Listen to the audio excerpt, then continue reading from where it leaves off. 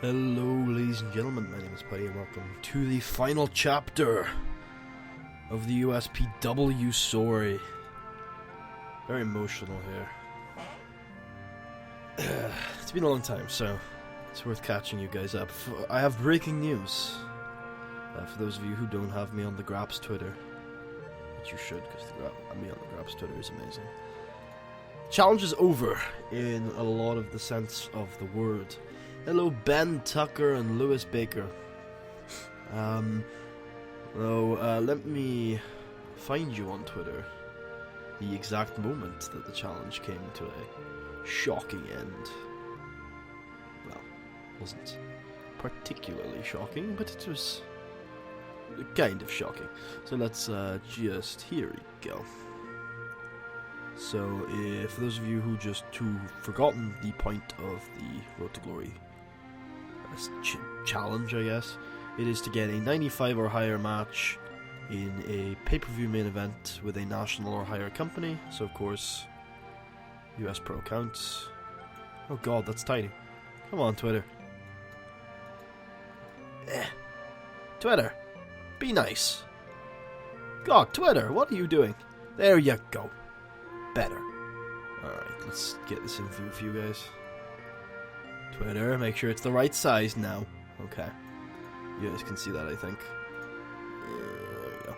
So, this was a singles ladder match with Andre Jones. This was the first pay-per-view main event that I had that got over a 95.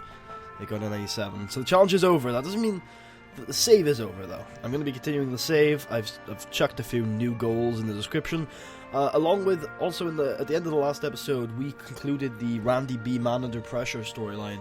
And for those who didn't really get the full intricacies of the storyline, it's worth checking a promo that I've linked in the description that I wrote that my character said the night after that pay-per-view. And it kind of explains the whole storyline. Aside from that, there's been a lot of things changing over the last couple of months. Immediately following Thanksgiving, Randy B. was awarded the Cruiserweight title, and he has defended it against a bunch of jobbers, as well as Mainstream Hernandez, who has turned heel. Casey Glenn has also turned heel and is feuding with Randy for the title now. Yeah, pretty funny move for Randy B. Kerry Wayne is the current TV champion. Larry Lashley won it off of Ricky DeColt, and then I gave it to the Australian in Australia. Just to put it on mid-card, really. Women's champion is Pamela Rojo. Alicia dropped the belt to Joanne on Joanne's final day in the company. Got vacated, and Pamela Rojo won the title in the preceding months. The world title is still on Audi Flash, or Mr. Flash as he's now known, Audi James Flash. These are the title defenses since he won it. Andre Jones, Mainstream Hernandez, last man standing on the final show of the year. Andre Jones ladder, Andre Jones tables, ladders, and chairs. Almitico and Rocky Golden. Ricky DeColt somewhere. Ricky DeColt in Canada, 99. And then Loxley Robbins in Australia. Let me turn the music for another 99. We're doing really well, by the way. Let me just show the really fucking over. International superstar levels of over. Stats have gotten really good. Competent talker. I'd love that selling to be a B+ before I call myself a top class worker, but pretty good. And then the top row is starting to take some shape. In terms of relationships, I fired Brian Vesey, and in a shoot interview he had after he left, he said that me and him had gotten quite close. So, and I have a strong friendship with Brian. Simmering tension with Tanner Novak. I tested him for steroids. Came back that he had been taking steroids, and I decided to let it go. Simmering tension will go away in like 4 months. It's 6 months, but it's been like 2. So about 4 months. Like as long as there's not another incident between us two. But of course, he's not here, so there's no incident that can possibly be happening. In terms of match history, my average rating is a 90, and my highest is a 99. So it's looking pretty good for this year's rankings. Tag team champions are still the Swords. They haven't lost the titles yet. They're doing pretty well with that. And that's a pretty good overview of what's been happening. If I just show you the pay-per-view cards so far this year. Declaration of Independence. So we had Australiana. Already? Still too loud? It shouldn't be. literally the quietest it can be. I can turn myself up. Yeah, I guess I am. That music does seem really loud.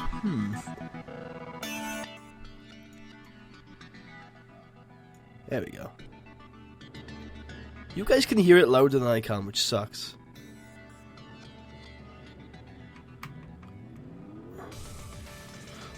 Or maybe you don't, actually. This is an interesting one. That's better, right? One sec, let me check. Or maybe you don't, actually. This is an interesting one. Much better. Okay, interesting. So wait, if I turn it up really loud for me, you guys are still hearing it at the normal volume, right? So if I leave it where it is. Interesting. That should be good, right? Just give me a yeah or a nah in the comments if you think I'm gonna turn like a louder song on. Like a loud off the bat song, please. Loud off the bat, please.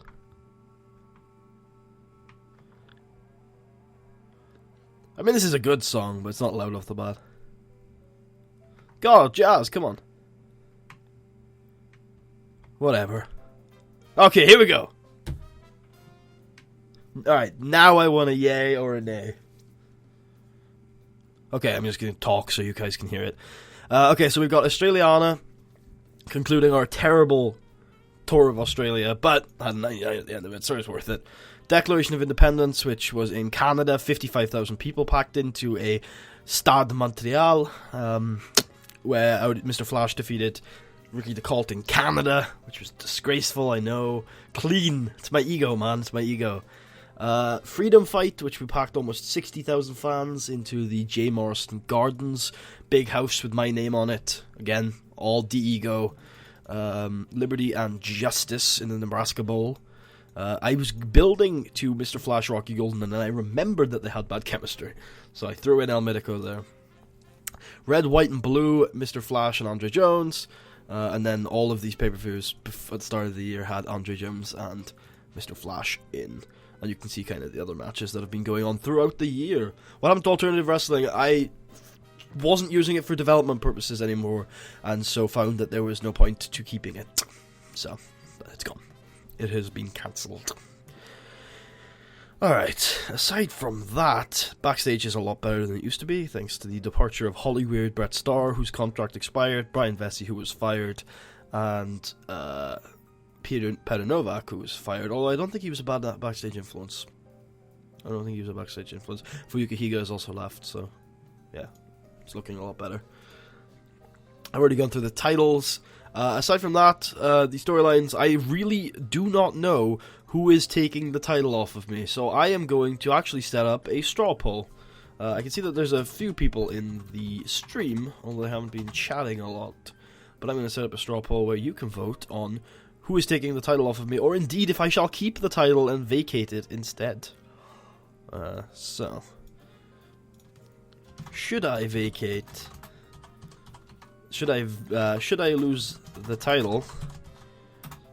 If so, to whom? Vacate. Randy B. Lol. El Mitico Zuniar.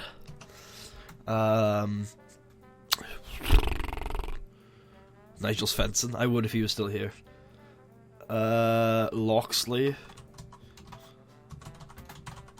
Robbins. Wolf Hawkins. I guess I'll put Andre in there. Ricky the Colt. I'll put him in there. We could do one more match with Ricky. Ed Stone. There you go.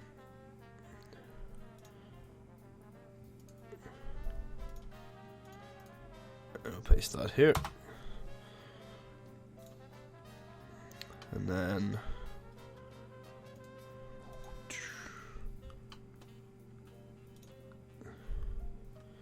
We will have this on the side. Randy B, people are voting. Well, one person has voted for. That's an interesting one. I mean, I wouldn't be completely against it. It would involve giving Casey Glenn the Cruiserweight title. We also have a vote for Wolf Hawkins and a vote for Andre Jones, which is interesting as well. Surprised Andre Jones is so over with you guys. Okay, well, we'll get booking on the assumption that I'm going to turn Wolf face anyway then, just in case he ends up winning this poll. I guess this poll is open until the pay-per-view. So, I guess you guys can keep voting for a while. Although I should tell you guys that if I don't vacate the title, I am gonna have to take a nasty little hit to my overness. So I will be keeping myself strong. Okay. So, what shall we do tonight? Andre is the man that you got the 95 plus. Yeah, but I also got a 95 plus with Ricky and Loxley. I got Andre with a lot of guys. I got it with a lot of guys. Andre is not the star that US Pro needs. Oh. Hey, look, 2 of you have just argued for Andre, and only 1 of you has voted for him. So, hashtag that ego though. I know, I have an ego. I have to have an ego. It's part of the character. It's part of the in-game character now. So I have to let it flow through me. Just like my strong friendship. What do you mean, Lol Loxley? I got a 99 with Loxley. It's right there. 99. Australiana. Mr. Flash versus Loxley. 99. That's a legit thing that happened. I voted for Randy. See? It's your fault, Ben. It's your fault Andre, Wolf, and Randy are going to have a fatal 4-way. And I'm going to have to randomly select one of the 3. It makes sense. He comes back and wins it in the story. It kind of does, but then it kind of doesn't at the same time. Like, it's a chance to move on. We've gotten back to the situation where there are too many heels in this company. Go, damn it. Alright, sword 6-man. When in doubt, book a 6-man. Actually, nope. Yes, but no. Andre Jones. Rocky Golden. And maybe Randy. Tend not liking used. I haven't used Randy in the main event in ages. Ricky. Hey, Loxley's an upper mid carder now. Yay.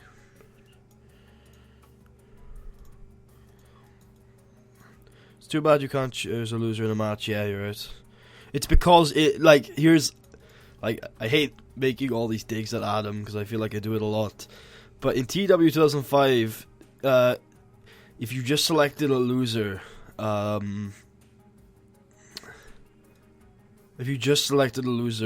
you wouldn't get them. You wouldn't get them complaining about losing. So let's say you selected a winner, and the guy was like, "I don't want to lose." If you just selected a loser and not a winner, he wouldn't complain. So to fix this problem, Adam didn't let you just select a loser instead of actually fixing the problem. At least that's what I assume. I don't know the development behind the game or anything. I guess I should put the faces over since, unless Wolf wins, which he's currently joint winning. All you guys, sorry, a face is going over. All right. When your phone tells you to log on to a dating website because you haven't used it in a while, it's like, bro, you gotta get back out there. No fun. Sorry, I'm checking Skype on my phone.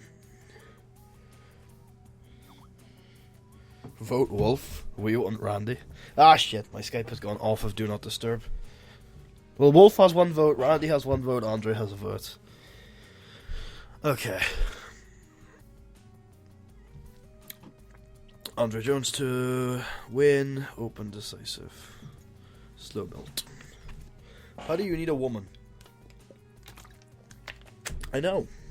I do. I just don't get that end of year role, man. I want one, but the end of year role is just spiting me. Mr. Flash is not gonna go one-on-one with Triple R. Oh, I forgot to put... No, El Mitico is on that poll. See, the plan was for El Mitico to go over, but he's literally done almost... Oh, God, he is over, actually. I'd hate to ignore the poll, but I think you guys should really vote El Mitico. El Mitico is the man we need. I'm actually going to vote for El Mitico. There you go. I'm voting for El Mitico. Hey, Jack Bennett. What's up, dude? We are doing the end of the US Pro chapter. I finished the Road to Glory. I got the 95. But we are going to continue the save. And if you check the description of the stream, you should see a number of additional goals I have set myself. And there is a straw poll link in the chat to vote for the guy who will take the title off of Mr. Flash at the end of the save. Tucker is going for Wolf Hawkins. Ben wants Randy. Lewis wants Andre Jones. And I want El Mitico Jr. You can also vote for me to just vacate it so I don't lose my 100 overness across the world. But, yeah. That's just something that I'd like you to do for me. Okay. What else can we do tonight? We could do a TV title match. So the first mid-carder in like a year to win the TV title. Whoop whoop. I don't want KC Glenn to lose to an Australian. That would be a disaster. Ooh. John Guito, who is in time decline, has unfortunately begun the... Oh, hello! It's the man who has no legs. Yes, I got a 97 with Andre Jones, and I have subsequently gotten a 98 with Eddie Howard and 2 99s. Oh god, Andre can't win. Boo. What? What do you mean Andre can't win? Oh, Andre is winning. Wait, Ben, I'm sure you said you wanted Andre to win at some point. Alright, how are we going to get to convince John Greed, who has the best psychology in the history of the promotion, to take this loss? Fucking Andre, people are... Look, guys, I'm sorry, but you are at this point the vocal minority. I'm sorry. Oh, I'm competing with Impact right now, am I? No, this is Wednesday. You're watching it, not live. Okay. Oh. Weird. Do face versus face. Fuck it. It's the TV title. Huh. This is Wind Waker music, I think. It's pretty beautiful. Do do do. Do do do do do. Sorry. I'm horrible at singing. So, Lewis Baker was in this stream. I was on a stream with Tucker earlier, where me and him went a little far in working somebody. So,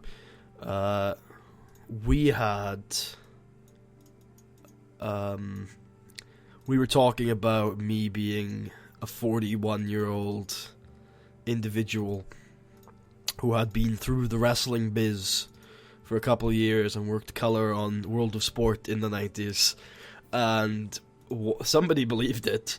Now, I should clarify that I have done some wrestling, but I am 18 years old, and I have not been in the biz since the 90s, and it was quite funny to see somebody believing that. Yeah, so, just thought I would bring that up. You know it's a good show when Casey Glenn, Frankie Perez is your opening match. And they're like competent workers too, who are over. This is why I was never good at art. I can't draw. No.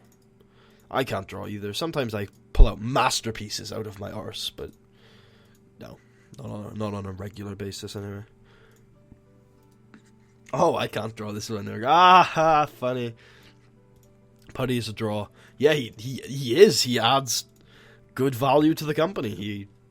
He added a lot of attendance while he's been here. he has drawn a 59,000 house. It's a good house right there. Alright. Wasn't it Iceman? It was indeed. That was his name. Alright, so since you guys can't... Well, you guys seem to have decided on Andre Jones as your boy. So I'm actually going to add everyone, except for Wolf, to this. Because you guys... Oh, no, do not want to make a new storyline. Because you guys still haven't decided. Although I think we're pretty safe to assume what the... Let's all praise the fact that Maria was in Ringia with this... yeah. Okay, yeah, Mythico is in a feud with Novak. And then Casey Glenn. Because shut up. El Mythico Jr. You know, El Mythico Jr. I'm going with, unless, like, I don't know, maybe I'll go with Andre. You know, I'll let you guys decide. It doesn't matter. It doesn't matter if we don't have this amazing match. But I should let you guys know that El Mythico Jr. would be the better match. Just to let you know. God, British fans are really fucking dumb on tours. We all sound scouse. I don't know. I don't know how to respond to that. And then Andre. So yeah, I'm like, I don't want to add Andre to this feud.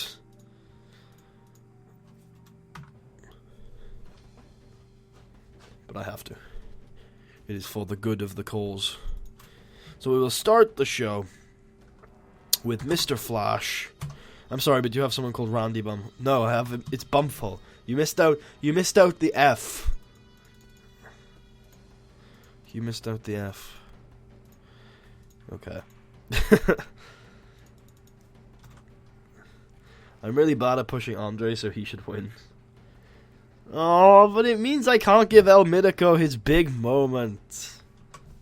I was building to the El Mythico Putty Resurgence feud all fucking year. And I thought I had fucked it up, but I hadn't. And El Mythico is super over. Hey, there are new people in the chat that haven't voted. Hey, Matt Swafford. Vote in this poll and vote for El Mythico Jr. Because he's the hero that we want. And he is the hero that we need. So you should totally vote for him. I think everyone is bad at pushing Andre. I don't know. I got him to like A's last year. But then that was because he was facing me. And I'm like a star-making performance. Randy B has gotten a second vote. Legasp. We may have to do this like the American election. And like cut off the losers and do another poll with just Randy B and Andre. I think Ricky DeColt just got a vote.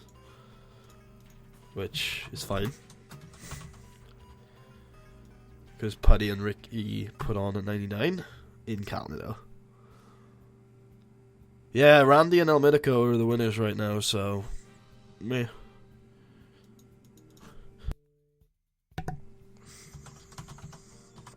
If that continues to be the case, I will... Oh! And El Mythico Jr. hits the trios. Again, I think that's what I'm going to do, is if it ends on a tie, I'll make a new poll for for just the tied winners, and then people can vote again, but without... Like, the people who voted for Wolf and Ricky can vote for a new guy. Andre just to piss off Tucker. Hey, what's wrong with Andre Jones? Tucker, I think I might know why you don't like him. Alright, is it because people like him can't become world champion? Tucker, is that the angle you're taking on this, huh? Is it people like him? Ugh, Tucker. Disgraceful. That's something Triple R would come out with. Oh, which reminds me. Before I leave, you're getting this moveset. Yeah. No, not Higa Green Driver. High, fly, flow.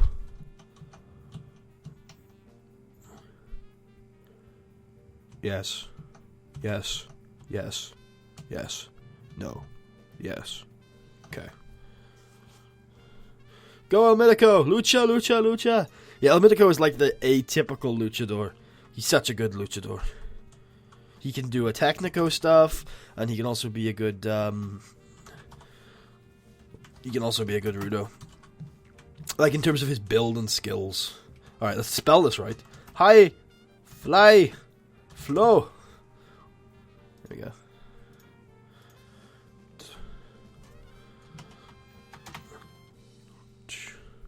James, 1 in 100 Hawaiians.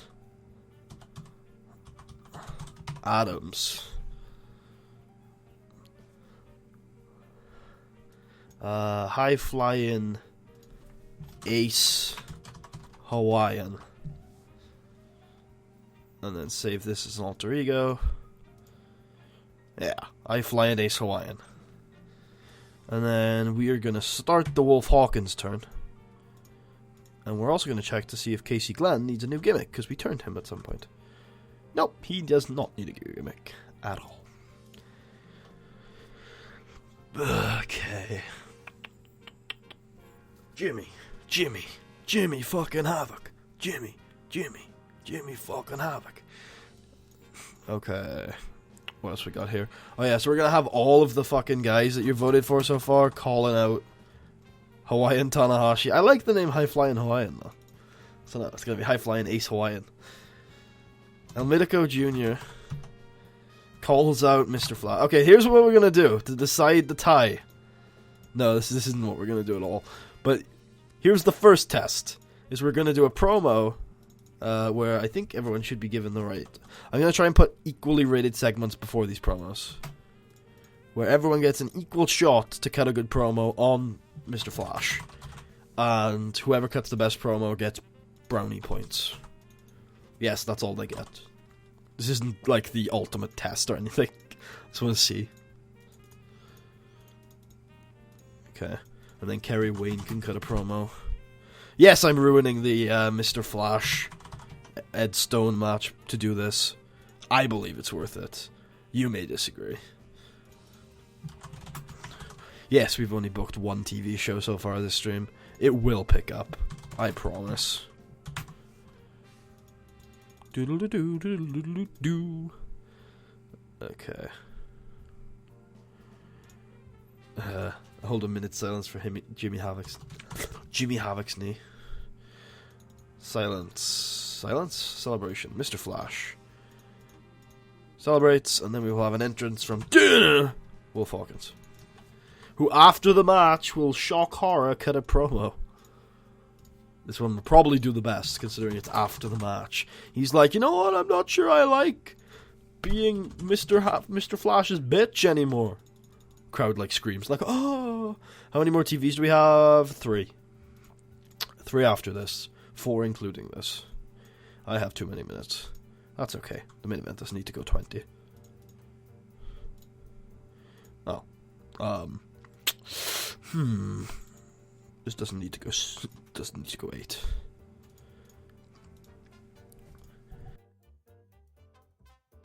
This is a bad sign for Randy B.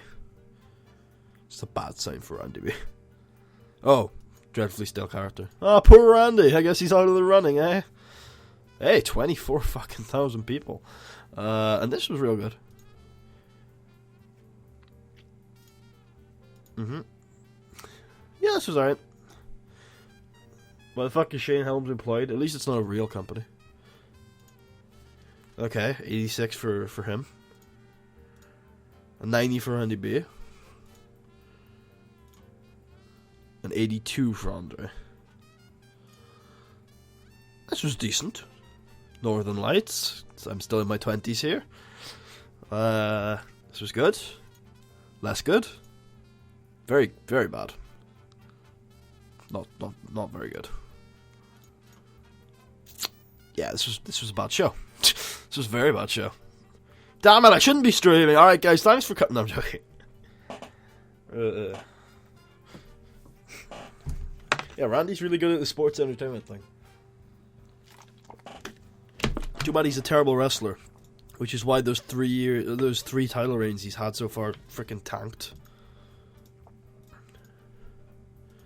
Oh yeah, what do we know? Oh yeah, we want to freshen up Randy's character. Also figure out why the fuck we don't have enough storylines going on. Alright, I'm gonna give him the most chance to succeed that I possibly can. He is going to be the people's champion. Creative freedom. You've got prove yourself, kid. Prove yourself. Alright, alone at the top. That's fine. That's fine. Not quite good enough. Good enough. They're national. Okay, we need something else. I don't know.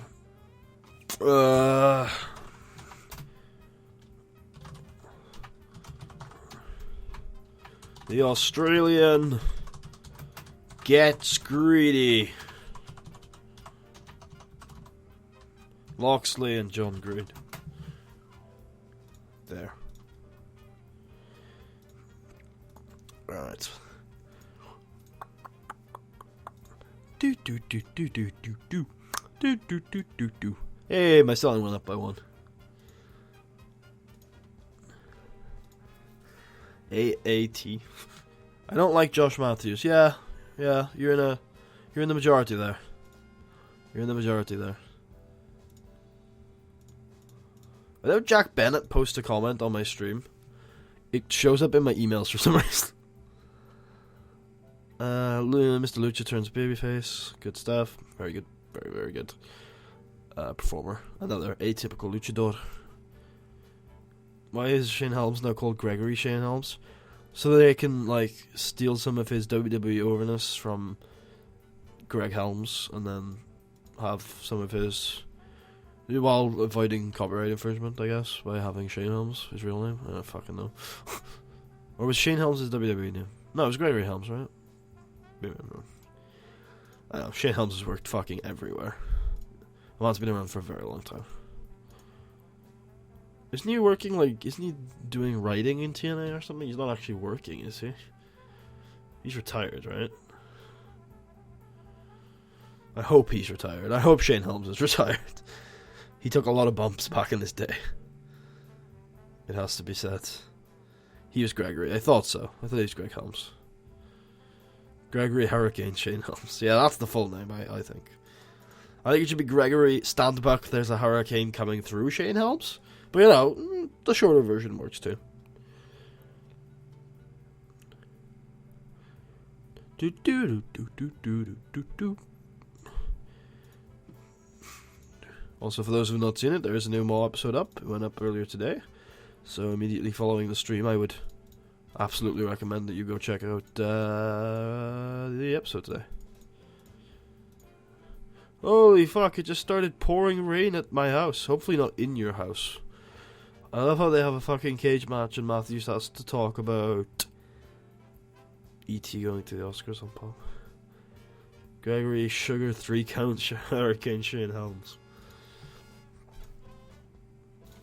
Shut up, Yoshi. I'll be leaving soon. You can complain to the new owner. Odds on the new owner. But Putty, I'm streaming after your stream. I thought you would have watched them already. You usually watch them quite soon. I'm assuming you're not streaming immediately after my stream. Be quite early in the day.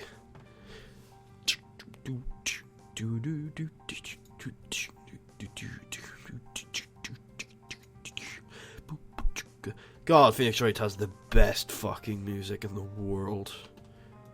God, I can't wait till the new one comes out. Or it might already be out. I'm so behind on gaming since I came here. It's like... it's not that I've stopped playing video games, it's just that I've been doing, TEW. That's all I've been playing. It's like, get up, play TEW. It's not go find a new game to play.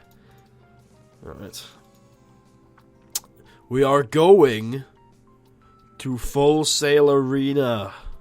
Okay? God. Okay, let's get the straw poll results up. Alright. I'm just going to post it one more time. And then we are going to create a new poll.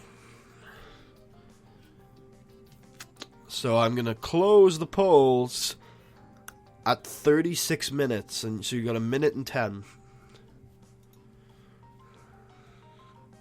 Ace Attorney, you say? Yeah. That's what this music you're listening to right now is It might be an Ace Attorney cover. I think it is. No, this is a Mega. Oh god, this is a Mega Man cover. I got it wrong. But a lot of the stuff that's in this playlist, like here, is jazz remixes of Ace Attorney stuff.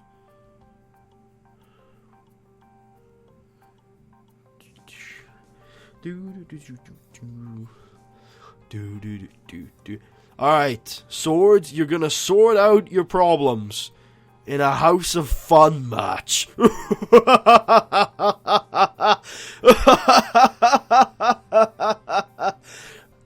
No?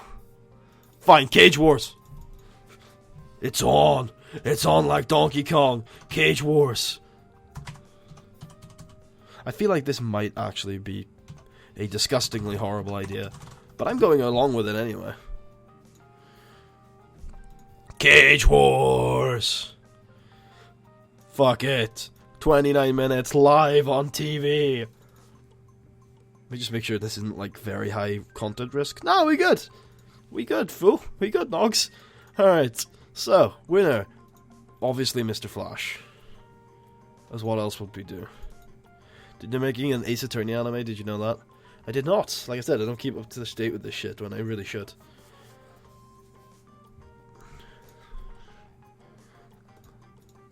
Look, I only have one rule in my chat, and that's do not talk about TNA. Oh god, the 10 minutes of setup that we need for this match. Okay. Down, boom, ba dum, bum, bum. Bum, ba dum, bum, bum. Bum, ba dum, bum, bum. Alright, it begins. The greedy Australian storyline. Who will come out on top? The greedy or the Australian? Find out next time on American Wrestling in America. Oh, the polls have closed. I forgot to mention that the polls have closed. And the winners are Randy B. Almidico Jr. and Andre Jones, who I will create a new poll. But after you finish this save/challenge, what will you stream next? Can we do a straw poll on that? Last time I gave my viewers the option to pick a secondary. 1 second, secondary champ vote. You know the thing. Randy B. El Mítico Jr. and Andre Jones.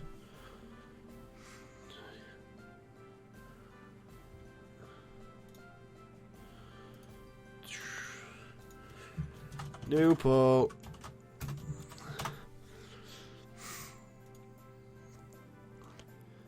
I'm gonna vote for Almidico myself because that's my pick. And I should probably get the results actually. Oops. Results. Andre's winning the new poll so far. Oh, okay. So last time I gave my viewers the option to vote on the next series, I didn't enjoy it, and so I stopped it a lot earlier. So I feel like I let my viewers down by not continuing it. So it looks like Andre Jones has won with Almidico coming second. So I don't want to like do that again, kind of, because I don't want to let my viewers down by not continuing it. And so I just don't want to. I just don't want to do that. I don't think. I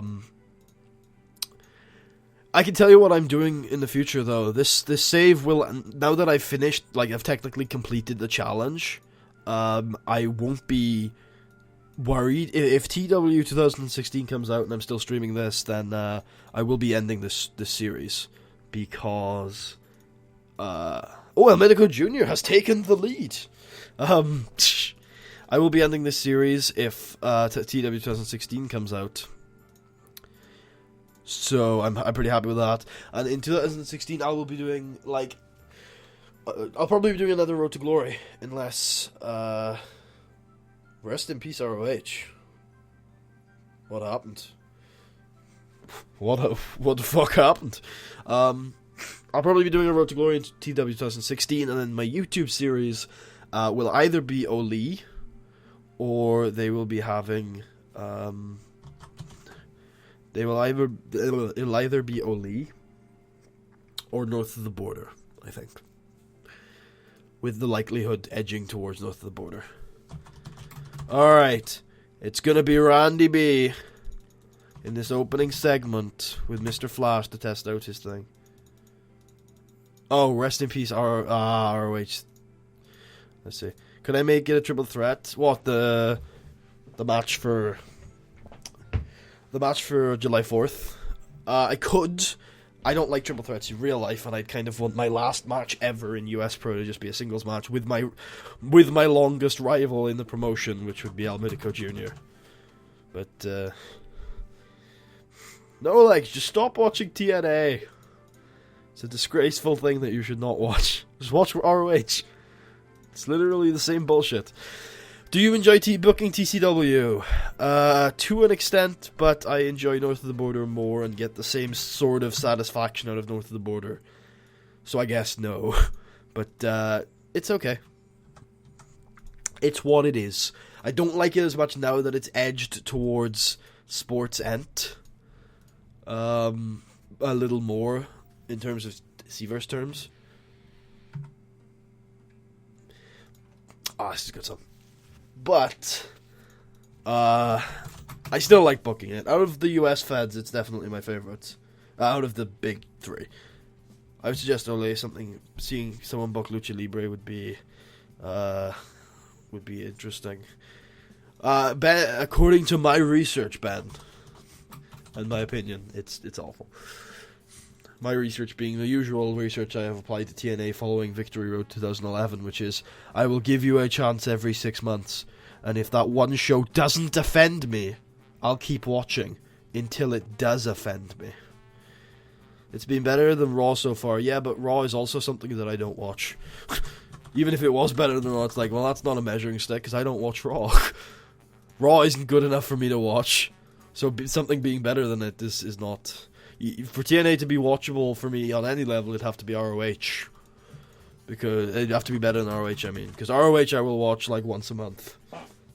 So if TNA wants to be on the same level as ROH, it needs to beat it.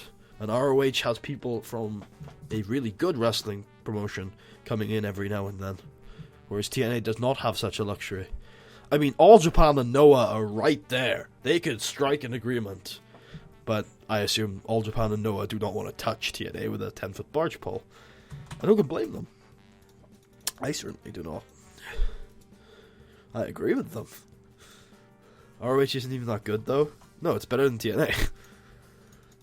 Because Jay Lethal is just as good of a main character focus as EC3 is. And their matches are just as bad, but then sometimes they have people from New Japan. And then those matches are decent. Not as good as the New Japan guys would have in Japan with better wrestlers, but for ROH those are good matches.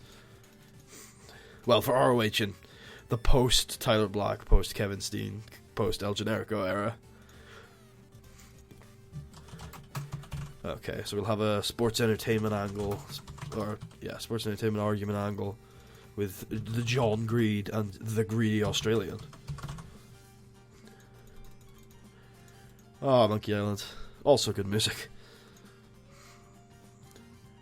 Oh yeah, Jay Lethal is on the mic just as entertaining as EC3, and in the ring slightly better.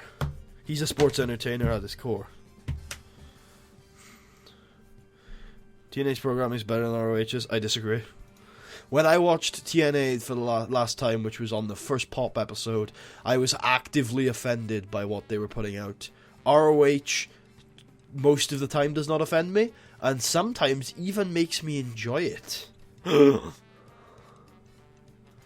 I actually enjoy it. When it comes to doing to things that are on American television, TNA is pretty decent.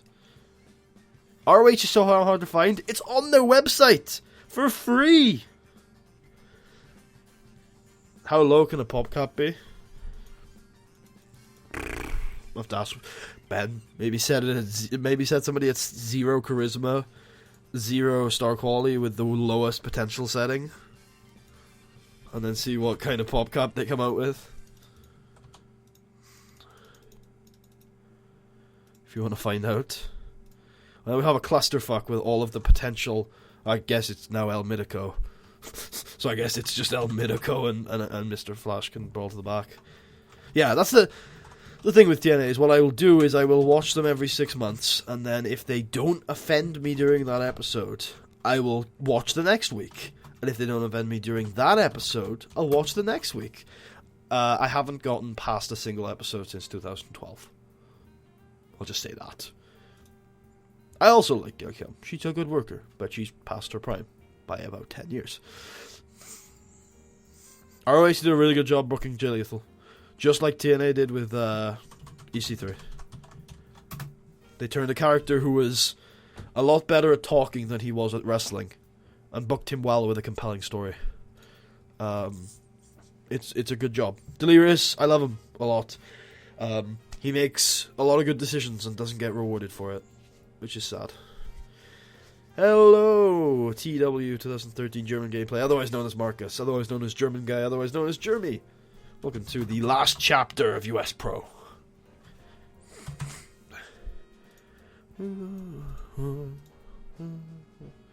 Yeah, I don't watch shows that are only rarely good.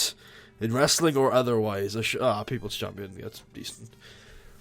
Yeah, I only watch shows that are consistently good. If it's rarely good, then I'm not gonna watch every week just for that one good show. There's so much good wrestling out there these days that what's the point? What's the point? You can just find great wrestling anywhere you go. Okay. Woo, Jeremy. Okay, this is good. Good opening for this feud. Not a dreadful thing. TNA have Grado going over Eli Drake. That offends me a lot. Well, Grado is one of the biggest draws in professional wrestling right now. So, I don't know what to tell you. TNA should be that's not Eddie Howard. TNA should be billing him as a much bigger deal than they do. Yeah, it's did well. Maybe he's expecting it to do a little better, but then there's also, like, a lot of people in this, like, to get consistency penalizations. So it's like, it is what it is. Oh, this is brawl-based. And he was the only one that complained. Guys, I think this shows El Mitico is the man. So we're having a TNA talk right now? I'd rather not. I'd rather not be negative. I'd rather talk about the positive things in professional wrestling. So, meh. No, Grado is a fantastic professional wrestler, and if he does fill out a 10,000 capacity arena at a show that I'm going to in the this year in Fear and Loathing, if he fills that thing out, then he has become a ridiculous professional wrestling draw. If he fills out that arena, I would be prepared to call him the biggest draw in professional wrestling history. Because to take a company that was working nightclubs when he arrived and to get them to a 10,000 capacity arena is ridiculous. It's absolutely ridiculous. Unheard of. That is the biggest single draw in the history of professional wrestling. I would be of no qualms to admit that. Attitude Era took like 4 or 5 people, all adding maybe 5,000 people to the arena to do that. Where is Fear and Loathing? In Glasgow. And I'm in Lancashire, so it won't be too far of a train ride. In the Hydro, yeah. Hydro SSE, right? I plan on going. I don't know whether I'll be able to get tickets. I assume I will. It's just a ICW show, right? And they'll want to... I don't think they're going to sell it out with ease. So, I assume I'll be able to get tickets without too much of a problem. I'm also thinking about going to Rev Pro in the summer. Because they have Shibata, and I love Shibata, so it's like, To be fair, with ICW, they don't come to see one guy; they came to see a lot of them. I disagree. I disagree in some ways. I agree in some ways, but then ICW before Grado, I don't know, 200, 300 people. ICW after Grado, 10,000 people. Like there's the numbers are there. Like it's obvious that he's added them. Marty Bell runs like Pingu. That's a funny image. 2 more TVs till the show. Oop, didn't mute my mic. I think Grado is an awesome drawer in the UK, but he's got the TNA sticker on him in America, which could hurt him. Yeah, it could. I don't like to cast anyone with the TNA brush, but they have treated him like a joke. Which is different to say Drew Galloway, who could also be decent, but TNA hurt him. But they didn't book him into the ground or anything, so it's not the same kind of thing. And he's working Evolve shows, Drew Galloway, which is doing pretty well. From what I've seen from ICW, I would go for anyone but Grado. Why? Their workers are below average at best. The one thing that caught lightning in a bottle with them was Grado being as over as he is, and as fun as he is. He's the perfectly booked underdog.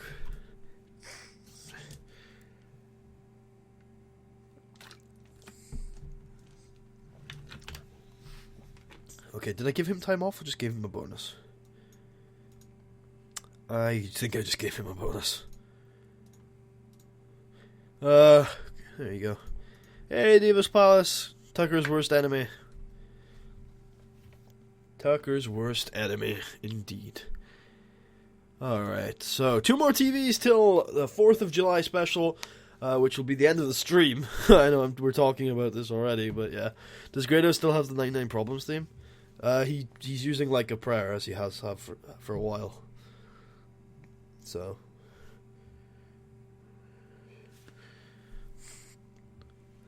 Tucker just sent a photo, which seems like a normal US Pro photo. Hearing Putty talk about Grado is strange. Interesting.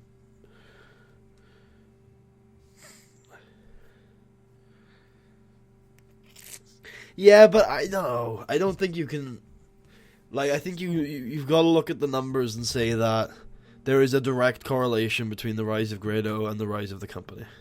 I think you make a fair point that all these people add to the show, but nobody brings the numbers in like Grado does. So everyone on a show contributes to the everyone on a show contributes to the money it draws, but there are people that obviously draw more money than the others, and no other wrestling company in the UK has drawn like ICW has, and the only time it has is with the rise of Grado. There's to me that's too much of a coincidence. Especially since especially since Rev Pro haven't drawn those kind of crowds with Nakamura, with Styles, with huge stars that they've brought in. They still haven't drawn the crowds that, let's just make it clear, hasn't actually been drawn yet. This is all subject to what happens at the Hydro. If that thing sells out, then I will then make these sweeping statements.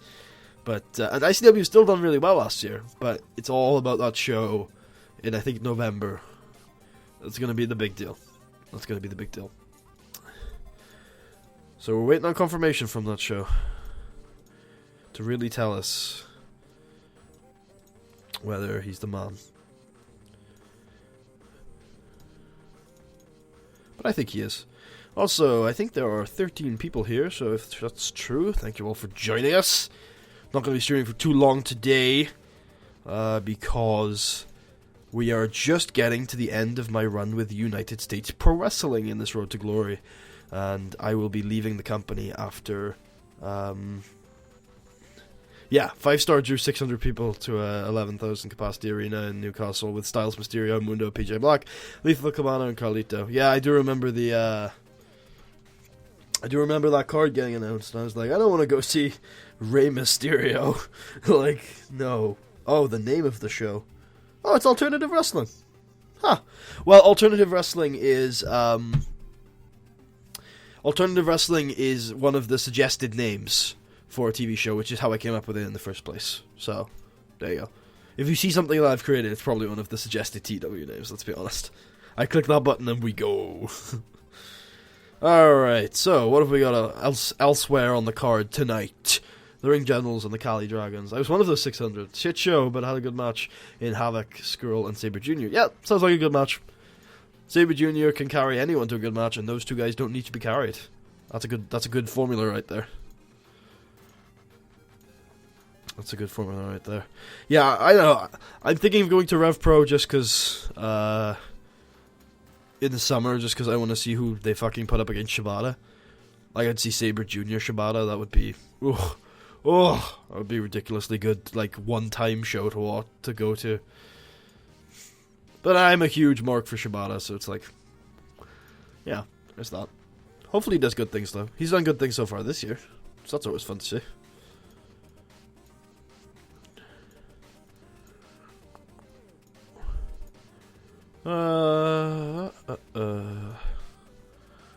Might go to an ICW show in Bournemouth. Yeah, I was thinking about going to an ICW show in Liverpool soon. If they go there, I think they were going there. It's just a matter of planning your days, because the tickets aren't that bad. The tickets aren't that bad of a price. It's just about getting the train down there. So it's like, Ricky's done it. What do you mean, like become the main eventer? Yeah, he's been pretty over the last couple of months. He did get on 99 with me though, so there's that. I made him a star, damn it! I got him over.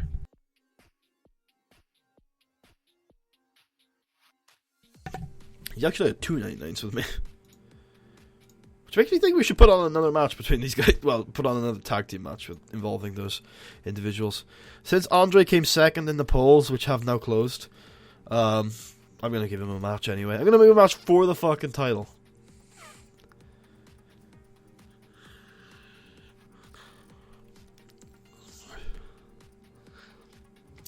Yeah. Do you guys remember when TNA said they signed Will Ospreay? And then he signed for fucking New Japan instead. Lol TNA. Alright. You two have had fantastic matches in the past. Prove to me that you've still got it. Okay, I've got an alternative for you guys. How would you feel about Andre Jones winning the world title on this show?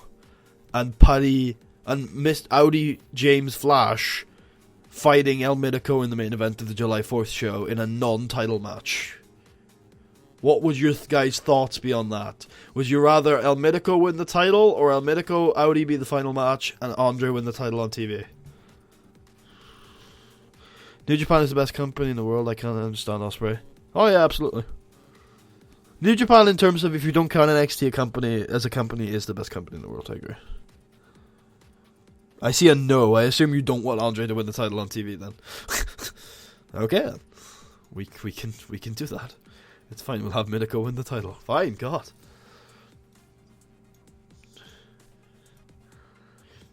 I was really excited for Best of the Super. For G1 this year, but Ibushi's new plans have put a spanner in my nerdgasm that I was having for that tournament, because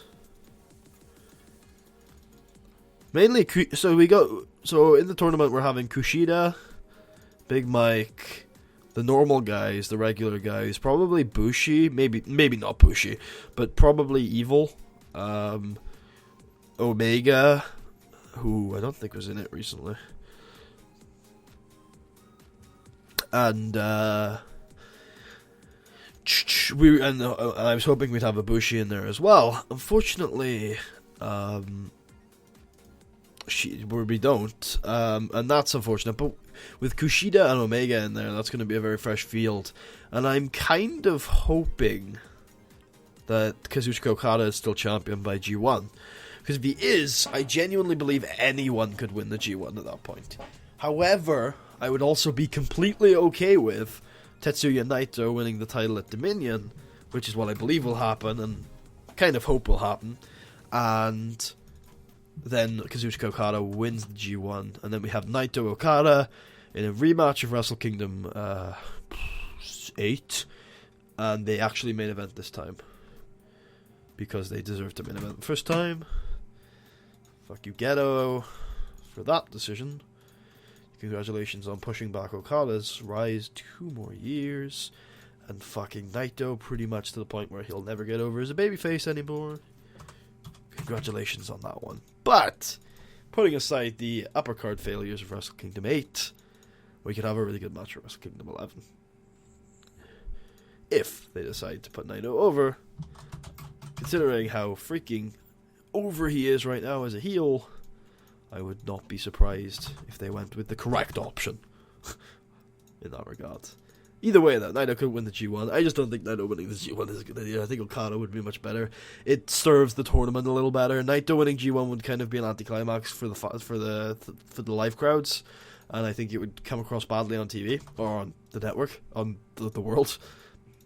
Whereas I think Okada would be treated like the conquering hero that he is if he were to win G1. Yeah, making a real world mod is hard because there's a lot of work that goes into it. Then, of course, it's all personal opinion. Then, people look at psychology and they think of, like, real-world psychology, when what they should be thinking of is how psychology works in TEW. So they're like, oh, this guy has shit psychology, I'll give him 40. Yet, if you look at the Seaverse, it's like, well, even Marat Koklov has more than 40. And he's, like, the worst wrestler SWF would ever hire.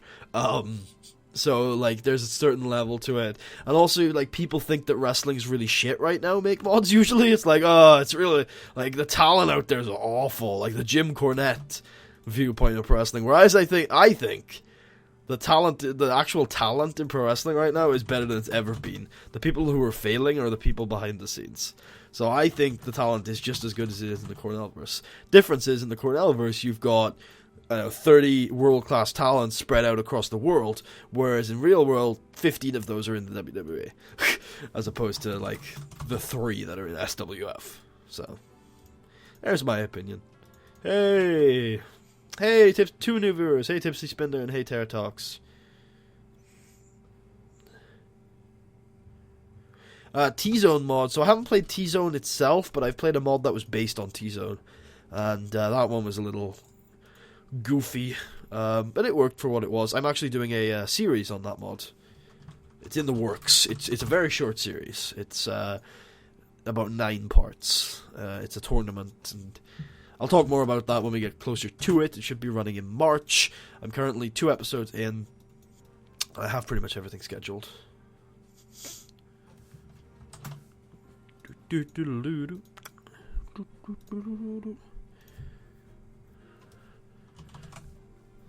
2K16 mod is based on T-Zone. Yep, that's the one I'm talking about. That is the one I'm talking about.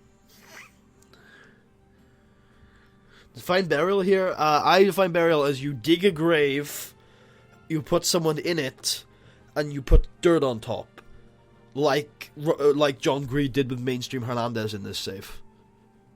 Literally, no, sorry, Triple R did it with Mainstream Hernandez in this. I hope that's what Triple H does at Mania. Just digs a grave. All of the Texas fans are given shovels, and they bury him together. That's what I hope happens. That's what I hope happens. Dante says he smells a brand split. Well, there are ticket listings out there right now for a show called Raw vs. WWE. Yeah. Worth mentioning. Also, there are 15 people watching right now, which is equal to my TEW record, so thank you all for watching. I appreciate you joining me for this final chapter of the US Pro save, or the US Pro segment of this save. Shane gets Raw and Triple H gets SmackDown. If you're talking about on-screen, sure. If you're talking about behind the scenes, I don't know about that. I've heard really bad things about Shane's booking. I love your definition on burial, man.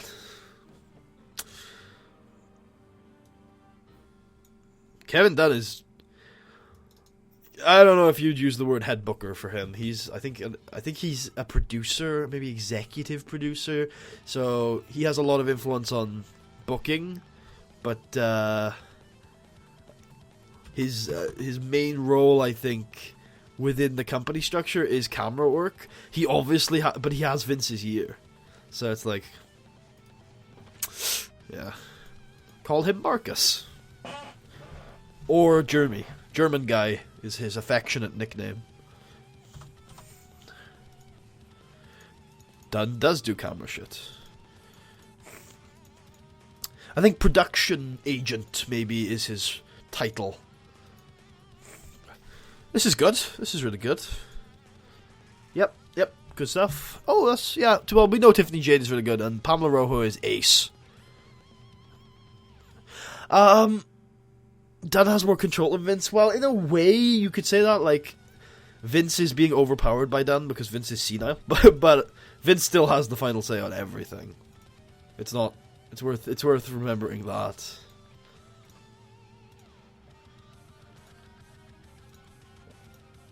Yeah, this is good, especially from an in-time decline John Greed.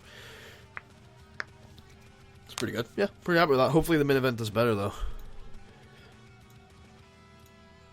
Yeah, no, it does the same, I think, so it's pretty good. Both main events ended with a German suplex. No German suplex, a Northern Lights suplex. Good stuff. So was Dunn responsible for the cat? Yes, he was. Well, that's... I mean, I'm no insider. I don't work for the WWE anymore. But I would assume so. He's also responsible for any camera angles you get on women. Is usually what is usually blamed on him. But, yeah. He is the head camera bloke. That is a correct assumption to make.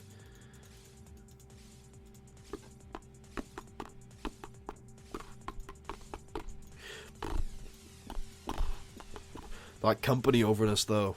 In those A's. Oh, yeah. Kevin Dunn's... Okay, so I am at an acquaintance level of relationship with a former writer of SmackDown, Alex Greenfield. And the stories he tells about Kevin Dunn and his opinion of women's wrestling are very shocking when you realize how much power he has in the company. Why are we talking so much about TNA? God, you're triggering me. Yeah, Shane right now isn't back in a shoot sense. The man still runs a company in China. He's got nothing to do with the backstage. However, Meltz is reporting that Shane might be trying to get back in a shoot sense. But none of that is confirmed. So there's there's a level of that. All I've been hearing this week is that Shane is a horrible booker. And he's not is not someone we want behind the scenes to be doing anything.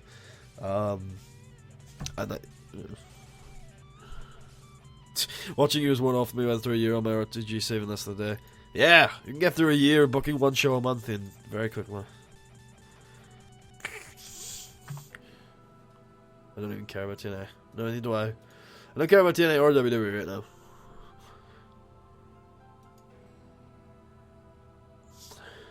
Well, okay. Let me get you guys into a little bit of a theory that Meltz and a few other people have been bandishing around over the last couple of years, actually. So Kevin Dunn gets in Vince's ear, and he's like, "You should. These guys, they'll never be world champion material. You should throw them into the mid card." And these are all Triple H's guys, the NXT call-ups mostly.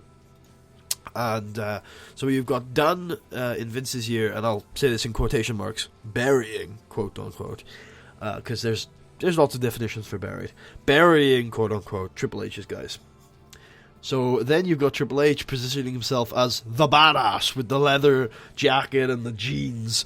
Like, yeah, I can get Roman Reigns over. Gets massive cheers and does nothing to get Roman Reigns over. So you've got this power struggle where Dunn is trying to, quote unquote, bury the H guys, and H is trying to, quote unquote, bury Roman Reigns. Vince's guy, and nobody gets over, and stars are never made. And while I don't like to buy into these conspiracy theories, look at the last couple of months / years, and no stars have been made.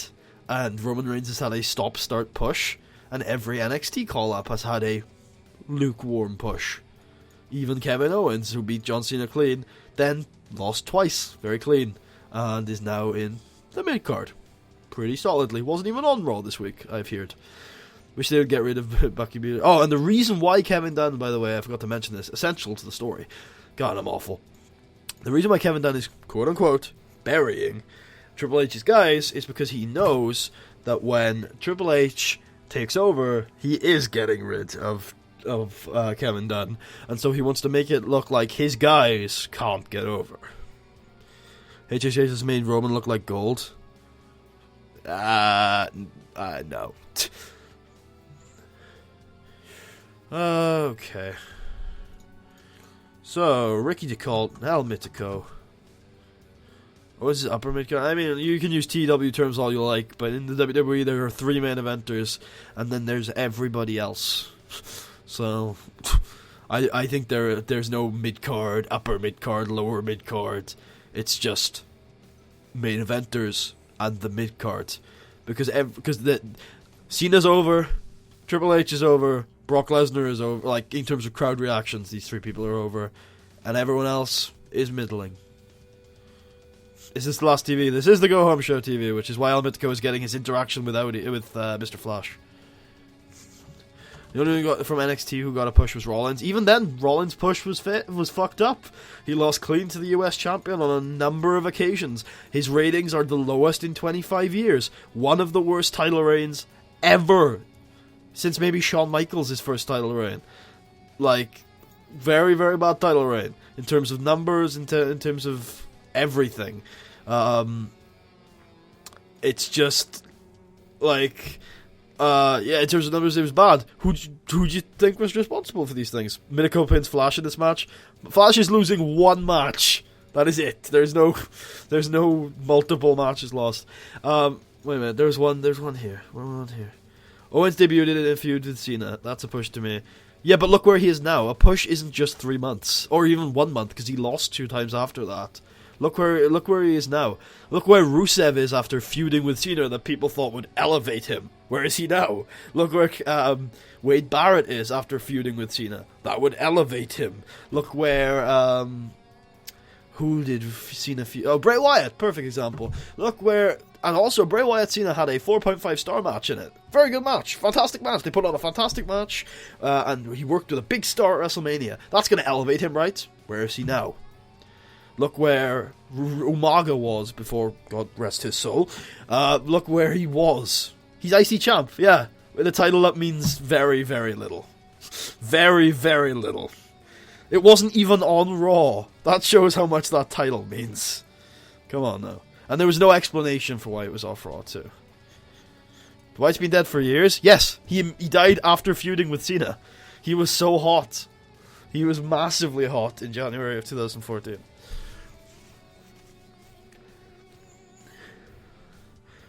Umaga was fucking shit. Yeah, so are most people that walk in the WWE doors.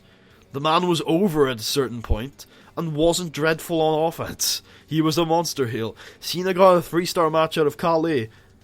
Like, a lot of, like, Shelton Benjamin's another one. Chris Jericho is another one. Like, Jericho was by no means a youngster when he feuded with Cena, but let's not say, No, Wyatt didn't die the second he and Cena first met, because Wyatt was still fucking hot going into Payback. Yeah, Payback was the last man standing. He was still super hot. Wyatt died after the Cena feud, after he lost 2-1 in the Cena feud. And then immediately didn't... Like, if he had lost to Cena 2-1 and then moved on to beat... let's pick someone. Ambrose, let's say. Ambrose. It's 2-0, straight defeat, 2 pay-per-view victories, then cool, fine. But then he went on to feud with Jericho, which by no fault of pretty much anyone involved bombed. Like, that wasn't the Booker's fault. That wasn't Jericho's fault. And It wasn't Wyatt's fault. So I have some sympathy then. But then they went on to feud with Ambrose, which, that was the booker's fault. Ambrose lost to a TV. That's a problem. And then Wyatt died. And then he lost to Taker clean. And then he lost to Roman clean. It's like, you keep booking someone to lose, they don't get into big feuds. What the hell are they doing with him? Well, they had him feud with Brock for one night, and then completely dropped that, just like they had Owens feud with Styles for one night and then dropped that. So, there's that. Battle Royal, that's one. Oh no, it's probably going to be some tag match. That's what I'd guess. Even Punk was killed, lost 4 straight pay-per-views after that feud. After what feud? The feud with Cena, if you're talking about the 2011 one, he won at SummerSlam. Then got cashed in on, though. So, look at that, what it was. Punk was killed by nobody, actually. He certainly could have been a bigger star and should have been a bigger star, but he was still drawing good money in 2014 when he left. He was killed by the WWE's policy rather than their booking. If he was happy, he would have been a big star, probably. But he wasn't happy and he left. That's still WWE's fault, but that's different than booking him properly. You know? Like, booking him poorly is one thing, and then making him want to quit the company. Those are both problems, but they're different problems. So, it's worth talking about that. Fuck am I doing right now? Okay. Booking the go-home show. So John Greed obviously needs to win a match. Vince, Punk screwed Punk. I mean, at the end of the day, looking at it from a purely, like, what happened and why perspective, if Punk hadn't left, he would have become a big star. But that does not mean that I blame Punk for leaving. The man was well within his rights, and from the stuff that we know for a fact, I think we can say that he should have. Now, there's some speculation, and that stuff is like, yeah, he definitely should have, but like, I don't know.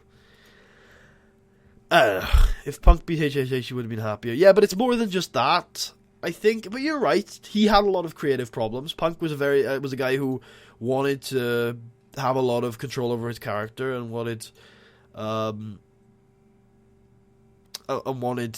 have his character booked properly, and when WWE didn't book his character properly, he didn't like that.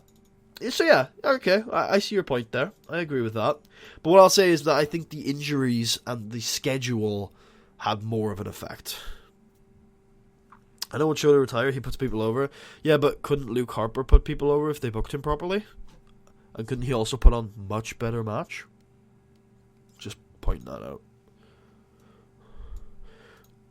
Hell, couldn't Braun Strowman put on just as good of a match as Big Show? Except he's younger and has more time.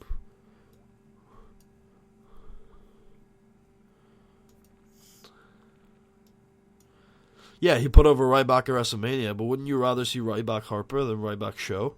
Or Ryback, I don't know who's another big man. Chris Hero? Cassius Ohno? Anybody from the Never division? Sure, but Harper putting people over in the Big Show role is better than where he is now, no? You're saying Harper should be put over, yeah. But as like, if the options are Harper doing nothing or Harper putting people over, wouldn't you take Harper putting people over? Braun couldn't put on a good match with Bryan. Neither could the Big Show. I don't think the Big Show has ever had a good match. I respect the man a lot, but I don't think he's ever had a good match. He's really bad, guys. He's really bad. He's from an era where the only thing that mattered was how big you were. And I'm sorry to say that. I think I do have a lot of respect for him, but the only reason why he's in this business is he's got a really good head on his shoulders, and that head is really high off the ground. He's got a good head on his shoulders. I won't deny that. I will not deny that for a second. But also, he's really big. He's not a good worker. And he would never get into the WWE in this day and age. Hot take! Harper needs a mid-card title run. I think Harper is good enough to be a world champion one day, so why not just fucking push him, man? Like, that's the thing, is that people talk, oh, he needs to work his way up the cards. Like, WWE have 3 main eventers right now. You need to make a new star. Don't give people the IC belt, it slows them down. Give them a feud with a main eventer and have them win. That's all you need to make a star. Just do it with somebody.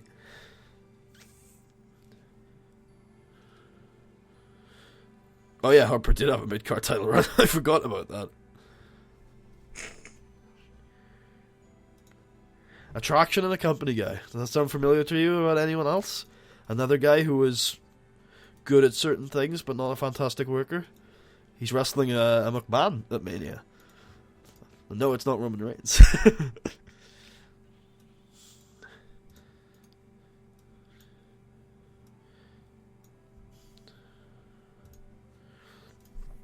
Yeah, I just think that the WWE needs to make stars. People like Harper can become stars, but they need to book somebody. Whether it's Harper, whether it's Styles, whether it's Balor, as much as I've had problems with him in the past, whether it's Bayley. Do it with Bayley, not with men, but like book her as a big deal and people will pay attention. Do it with Joe, even as old as he is. People like on the main roster haven't seen him being booked into the ground for 10 years, or even 2 in regards to some people. Debut someone and make them a star, because you need them. You have 3. I don't want WWE to push people. I think you're agreeing with me. I think you're saying that you don't want them to push people in the regular way. Yeah, they need to just get their top of the card together. Honestly. Oh, okay. Did I have any yes for what? For stuff to play? Stuff to play. What about just taking one of the 2 secondary Japan companies and making them big again? All Japan or Noah. Or they're making them bigger again. Make anyone a star in one night, depending on the star. Depending on the night. If it's a pay-per-view, probably. If it's Mania, absolutely. Absolutely. I mean, all you have to do is look at New Japan Pro Wrestling, Invasion Attack 2013, and there, a massive money-making star is, give or take, made in one night.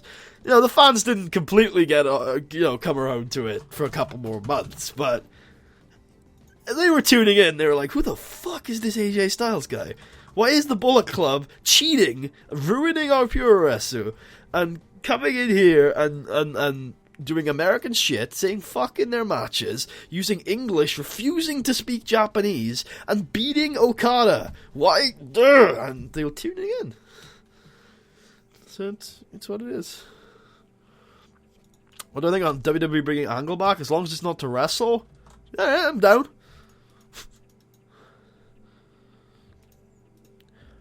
No. I think I saw someone ask what I don't like about Balor. I think he's a very, very bad babyface.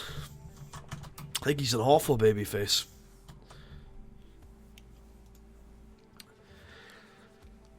And I think he is an above average worker in a certain style, which is the very traditional junior style. Marcus Ware, I have tried the world. If you subscribe to New Japan World for much less than the WWE Network, you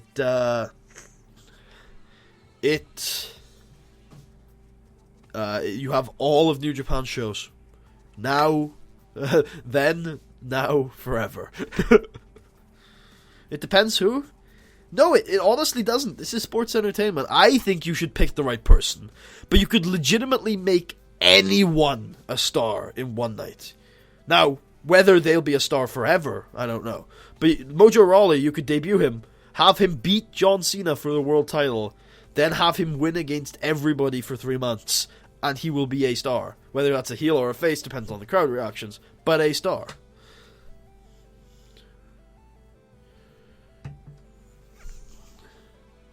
Yep, the ICW Network also is cheap and has a lot of shows, although I would say that ICW's show quality is not of the same standard as New Japan's. But yeah.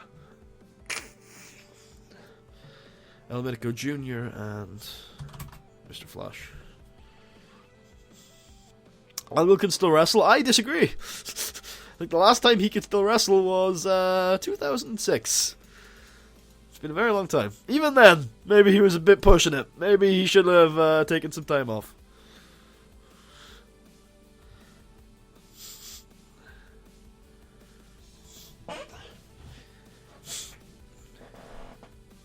Oh yeah, ICW is, if nothing else, an extremely interesting, concept of how you take theme and a sense of community and turn it into something ridiculously good, and also pushing baby faces in a fantastic manner, which I think is a template for the future, honestly. Angle put on a great match with Galloway last week. Agree to disagree. Agree to disagree. Galloway needs to be carried to a good match, and Kurt Angle is certainly not the man to do that at his age. But then, I've been looking at your comments all night, and I don't think we have the same opinions of pro wrestling. So maybe we should just agree to disagree.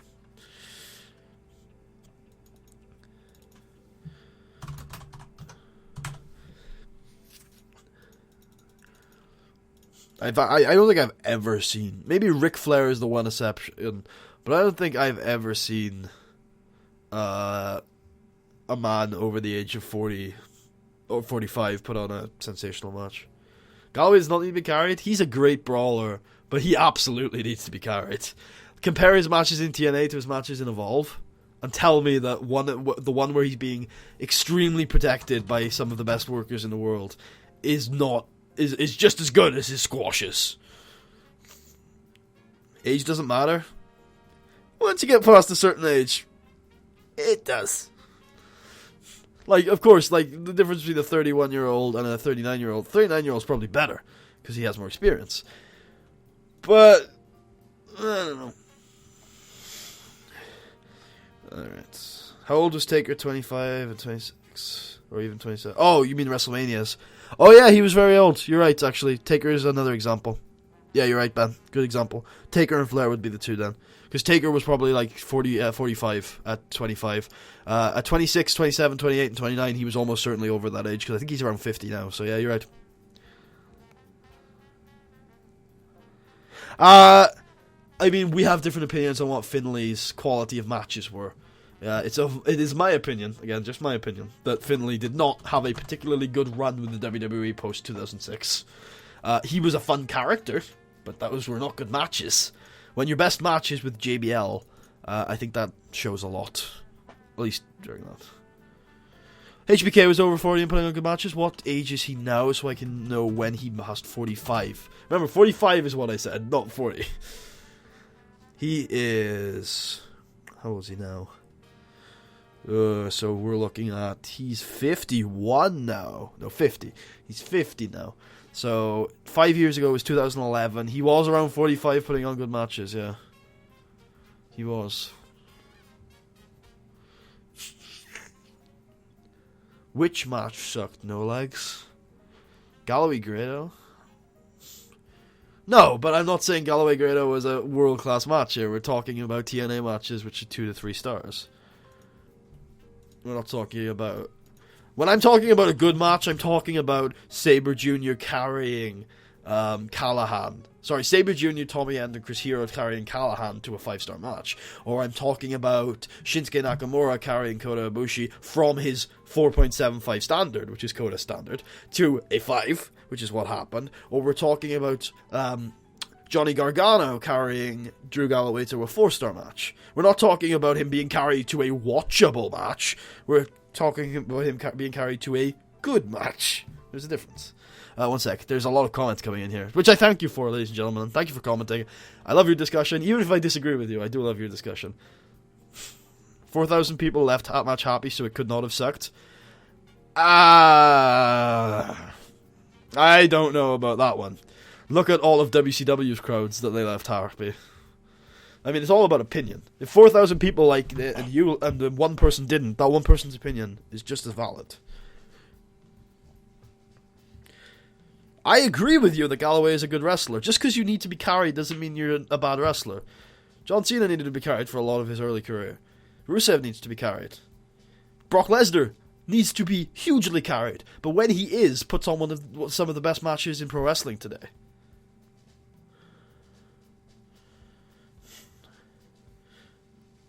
WCW fans went there for a fee, though. For a fee? Wait. Finley's last run next year. It's really good. Oh, you mean Galloway Grado? Oh, okay. I know you meant Galloway Grado. I thought you were on about a TNA match. The match of Fear and Loathing last year. It was a great story, but it was not a 4-star match or anything. Like it was 2.5, 3, something like that. Without looking at it again, which I haven't in a while. I mean, in my opinion. Do you think the EU should leave the UK should leave the EU? Without getting into political arguments, I would say that I passionately believe that they should not. I have lots of political thoughts on this, but just without getting into that, no, absolutely not. Yeah, just because you need to be carried doesn't mean you're a bad wrestler. There are certain people that are good wrestlers because they bring a certain style, and then there are certain people that are good wrestlers because they just know how to put together a match. Like, Tanahashi doesn't bring the best style in the world, but he knows how to put together a match. Put someone in there with him who has a style, someone like Kenny Omega, who has a story and a style to tell, and he meshes. Put him in there with someone like Toru Yano, who has a story and a style to play, and it meshes. Shinsuke Nakamura, an obvious style. Those two have had fantastic matches. Put him in there with Okada with a very little build, doesn't work. Put him in there with Okada and tell the story of one ace conquering another, and it's a 5-star match, my favorite match of all time. There's differences here. The Bailey Club, yes. The Tube Men. Oh yeah, we were doing Loxley and the Greed. What do you think of Tanahashi Omega? Yeah, loved it as well. One of my favorite matches of the year so far. It's not going to be a match. It's not going to be my match of the year because my match of the year, unless something completely blows me away, is going to almost certainly be what is right now my favorite match of all time, which happened on January 4th. So, yeah, there's that. There is that. I don't need to do the booking. We need to wrap this up before... I was planning on streaming for 2 hours. We've still got 28 minutes left, so I think we'll probably wrap this up on time, which is fine.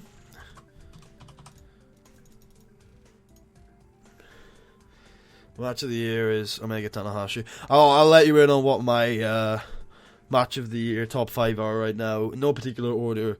Tanahashi, Okada, Shibata, Ishii from New Beginning in Osaka, Tanahashi Omega from New Beginning in Niigata, Zack Sabre Jr. and Sami Callihan versus Tommy End and Chris Hero from Evolve 52. And I do know the last one, I've just forgotten. The Dragon Lee and Kamati, something like that, from a CML. Benditch! What the fuck are you worried about? It's what? 2 to 5 to 5. It is 4 o'clock there, right? 4 p.m. Come on, fuck you. You've got time. So, Paddy, what other great wrestlers do you believe need to be carried? Okay, so Brock is the my best one, because Brock, when carried, is beautiful. Absolutely beautiful. Taker. Trips. Absolutely Trips. The Rock. Cena's a good one. JBL was one, but he never got carried to anything magnificent. Charlotte can be carried to good stuff, but that's not a great wrestler, I guess. Ben will be streaming afterwards. Yeah, I was like, Charlotte. It's like, no, that's not a great wrestler. I'm not talking about Evolve's tag title match. I'm talking about one of the early rounds. Neither of those two teams made it to the finals, but yeah.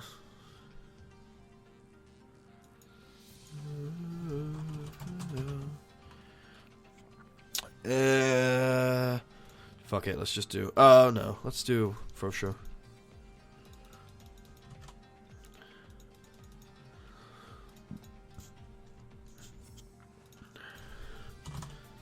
And then pre-match entrance from the man, the myth, the legend, Mr. Flash.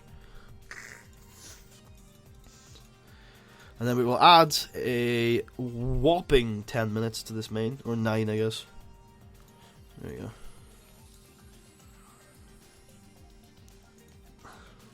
This is okay. This is okay. This is alright. This is good. This is alright. This is real good. Squash matches are good. Loxley's doing better. This is good for these guys. This is real good. Ladies are good.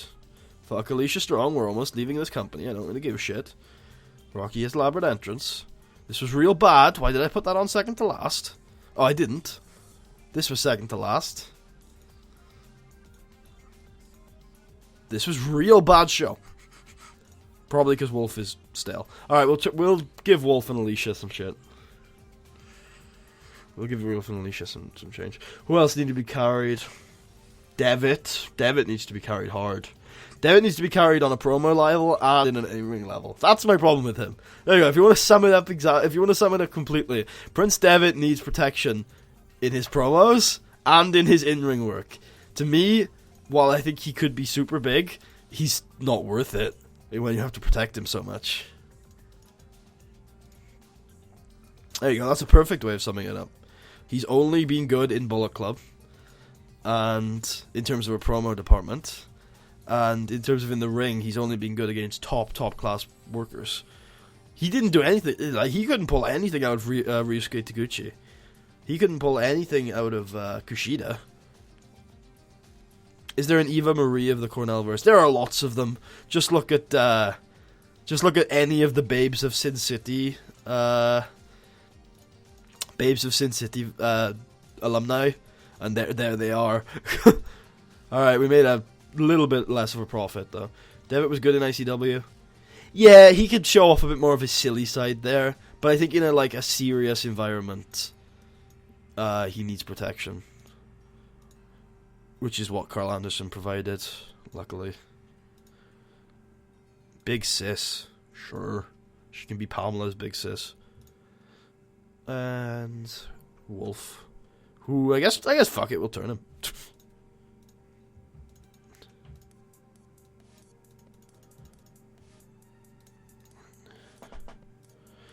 Here we go. The last ever show. Cool. We got our motivational speech. Where are we going? Biggest crowd we can pull. I think it'll be the Midwest. Nope, it's in the Tri-States. And Rolling Fields is actually the auto-selected venue. Beautiful. Oh, Ben wants the sword. Alright. Okay. Fine, Ben. You get to keep the sword. Boo. Boo that man! Oh yeah, there's a glorified strip club in the corner. There's also a glorified strip club in real life, Tipsy. It's called Glow.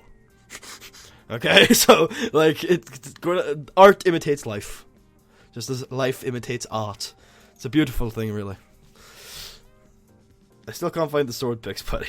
If you type in TEW2013 mod index, and then go to the Seaverse render threads, whatever.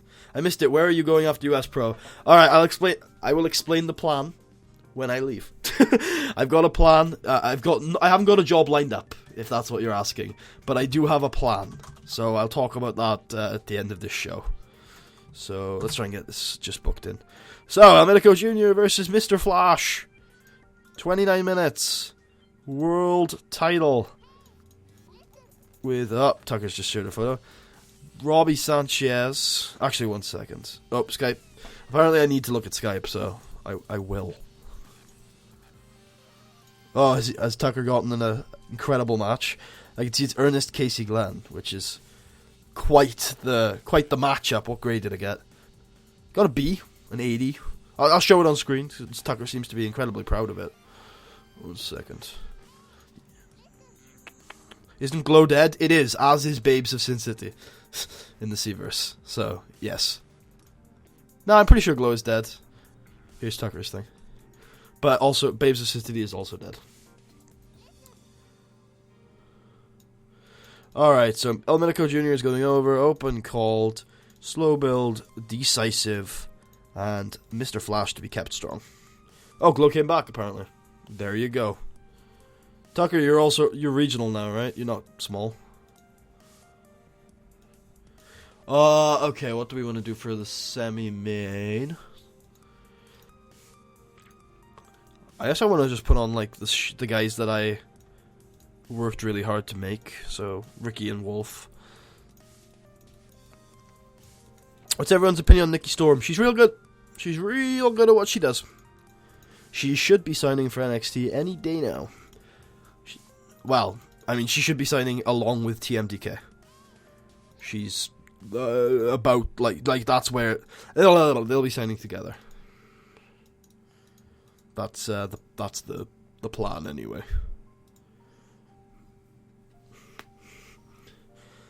I mean, that's the plan according to the Graps Twitter. Yeah, Nikki Storm's real good. Her feud with Billy Kay, Jessie McKay, I think it's Jessie McKay, which was a big part of Shimmer at some point, was real good. It was like, hi, I'm WWE Diva material. That was Billy McKay, Jessie McKay / Billy Kay. And then Nikki Storm was like, who gives a shit? Fuck you. And then she beat the shit out of her. And that's how that went, and that was super fun. Triple R! Yeah, Triple R deserves a Buried Alive match on this show. Alright, lads, in the comments. Who should Trips literally bury? Literally. With dirt and shit.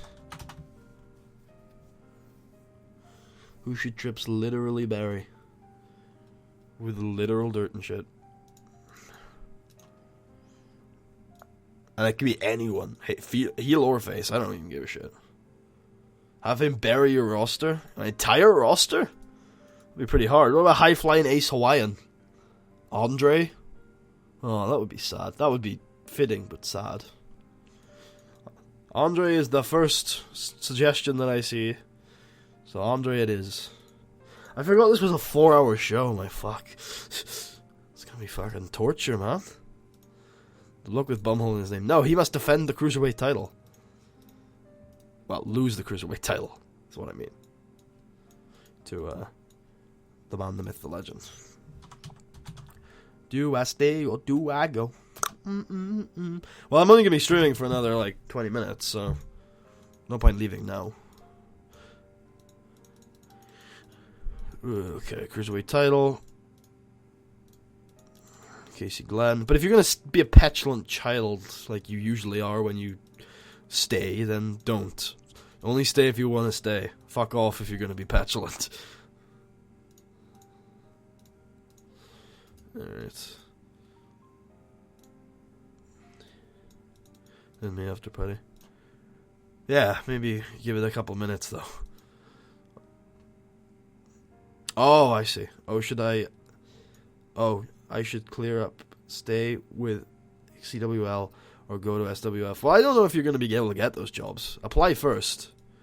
And if you can get one, then probably go. I mean, I would be more inclined to sign with a non-American company. But yeah, probably go. It's better for your career. Working weekly TV is very good for development. So probably go.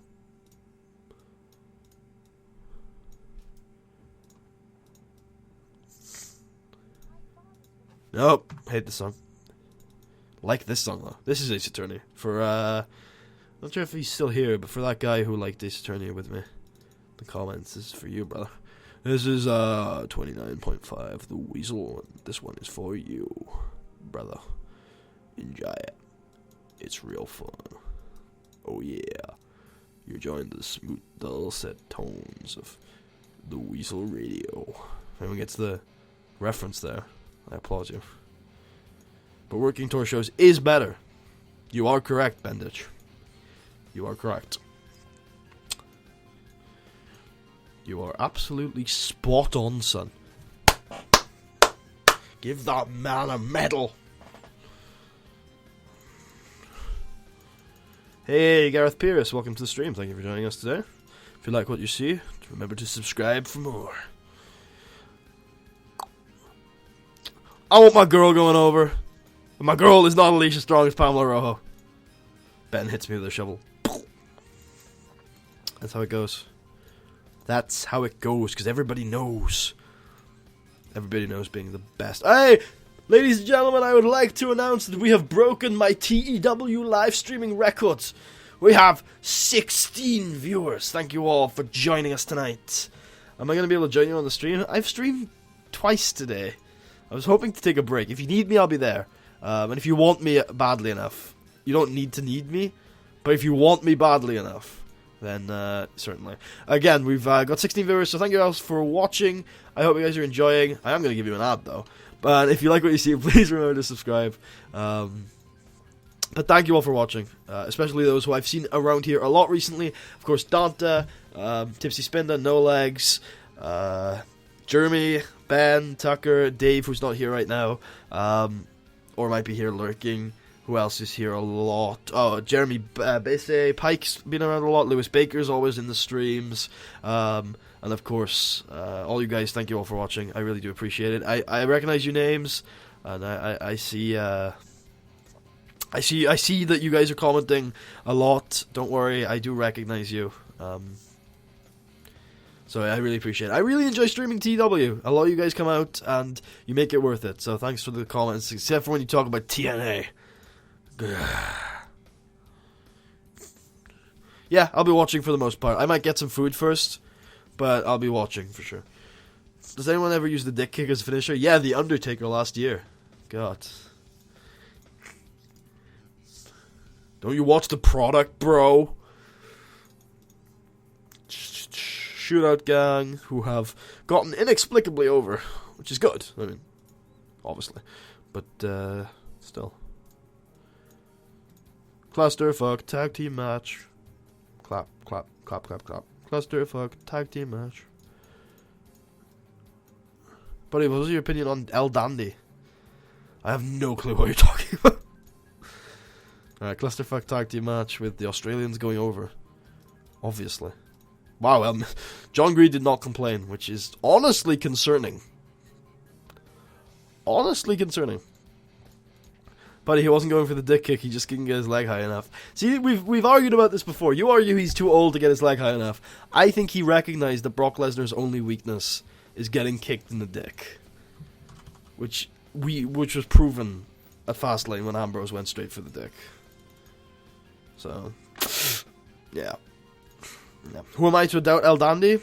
Just a dude, you're right. I shouldn't be doubting him. I don't doubt him. I just don't know who he is. I don't know who he is enough to doubt him.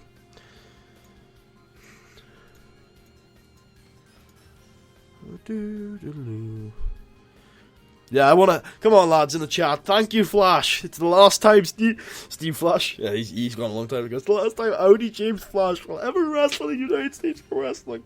He turned it into an international company. Such a sad moment. Actually, you know what? I'm going to turn the product. Oh, I need to book more minutes anyway.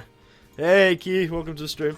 Thank you for joining us today. We're wrapping it up. This is the final show, so... Sorry, you're coming in a little late on this one, but... Yeah. I just gave you one! Anyone new I see in the stream, I always say welcome. It's good to get you here. Yes, there's the thank you. The thank you flash chat. Once an Adam loses like 5 viewers. Yeah, that legitimately happened. But, joke's on them. Because I made their money. I'm a draw. I'm a draw. That's what I am. That's why I have ridiculous overness. Because I draw money.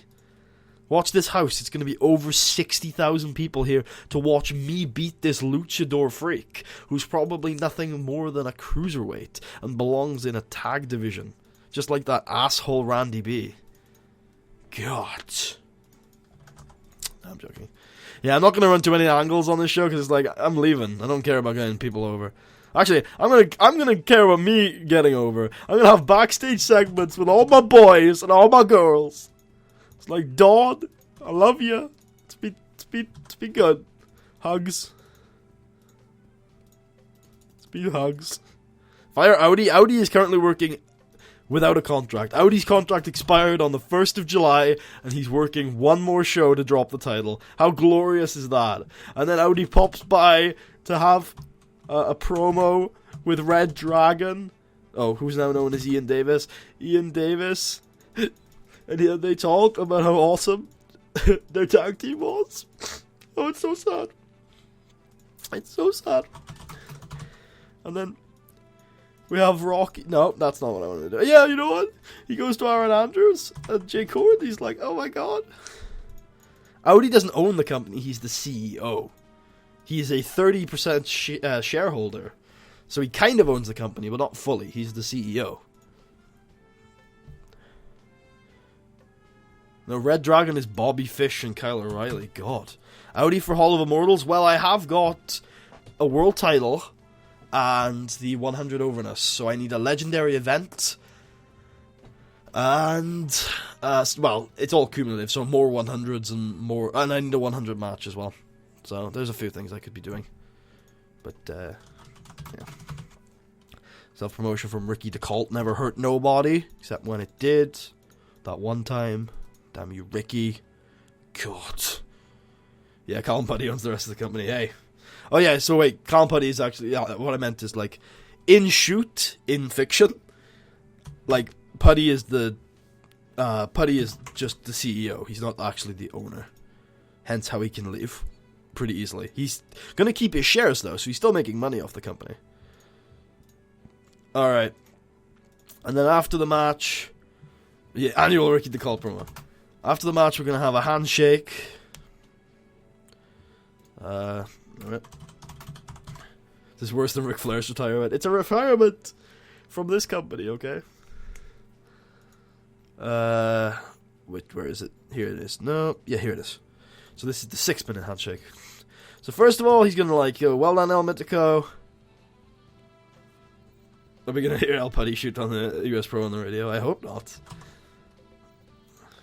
So, yeah, we have a handshake with El Mitico and Mr. Flash, where he's like, well done, son. And then El Mitico leaves the ring like, no, I'm not going to close out the show. You're going to close out the show. And he's going to close out the show. No manager, no nothing. Just Audi James Flash in the ring, celebrating with his people, his theme playing to close out the show. Let's run this sumbitch. Let's run this sumbitch. 84 B+. Andre Jones was trapped and subsequently killed by suffocation under all the dirt. All hail the King of Kings. There is only one. Mr. Flash face turn, I guess. Not an official one, but I guess you can consider it like that. Of course, Dawn from Accounting is, of course, a Joshi idol. That's right. Oh, we're not going to rate the matches. Just do it, okay? Casey Glenn wins the Cruiserweight title. The Australians get a promo. And then Mr. Flash and Ian Davis have a backstage segment. Sorry, I'm just so emotional. And then the women's 6-man clusterfuck does alright. And this cooldown match is awful. And this cooldown match is really good. And this is okay, I guess. We could call cuts a promo. Then Rolf Hawkins' entrance is really bad. What has happened to you? You're getting really bad promos. This is okay, Sammy, mate. A video. Mr. Flash's entrance, and then the main event gets a 95 A star. As Alminico defeats Mr. Flash and wins the world title. Congratulations, Alminico. You deserve it. 66,000 people, by the way. And the handshake gets a 100. And his promo gets an 89. Goodbye, US, bro. Oh, it's been beautiful. I finished the Road to Glory here. I would usually give the people who've done really well on this show... yeah.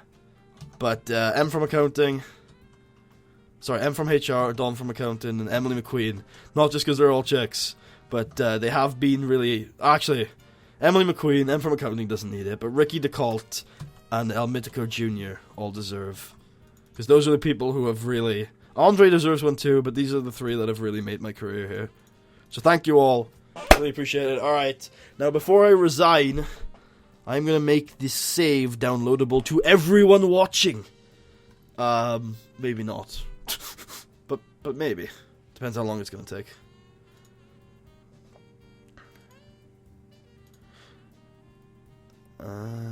Actually, I'm going to make that available off-screen. So what I'm going to do is, after this stream concludes, I will upload the file online, and then I will post the link to the file in the description of the archive. So if you would like this save, you should check back when this stream is uploaded as a video, which will be in, give or take, 3 or 4 hours. So I'm just going to check... Just going to move this Road to Glory database, or save file, to... I'm going to back it up, basically. So Road to Glory 2, copy, paste on my desktop, and then we will put it in an archive, which basically just zip it up into a RAR file. And once that's done, I will get back into the game. I've backed up the save, and then we can continue with Audi's career. Okay, let's get everything back up and sorted. And we're back. Okay. So, here's the plan. First of all, most important thing, I'm going to resign. We have resigned. We are no longer part of US Pro. So, wait a minute, let me check something. Okay, cool. Unknown start date? And then I'm still apparently with NWF. I wonder if I can fix that in the editor, because that seems super glitched. Let me, before I get to do, because that's something that's been bothering me since I joined US Pro, where it's like, that's been like that for a while. So I want to see if I can fix this. I can't. God damn it, game. Whatever. Anyway, how did I do? That's not bad! That's not bad at all! That is like no pop loss at all. That is pretty good. Elmedico Jr. I made a star. It's beautiful. Okay, good luck, Elmedico. You're gonna need it. You got your work cut out for you. You got your work cut out for you. So here is the plan. So first of all, wait, okay. The first plan is to, Audi is only 25 and he's a mega star. I know. I didn't even push him. He just got super over. I wasn't even going to push him huge, and then he got over. So it's like, put up for download now. I can't. I'm streaming, because I have bad internet speed. So here's what we're gonna do. I am going to give myself. I'm going to give myself until January of 2022 to find a job. Now, I'm not going to just take any job, but I'm going to be looking for jobs not in the United States, not in Canada, and not in the UK. Probably not in Australia either. Not English-speaking countries. I'm looking for a job in Mexico, maybe Canada actually, because of the technical style up there. But probably Mexico and Japan. Those are the 2 I really want jobs in. If I do not find a job in Mexico or Japan that is suited to what I want by January of 2022, and plus I will actually take booking jobs at like small indies.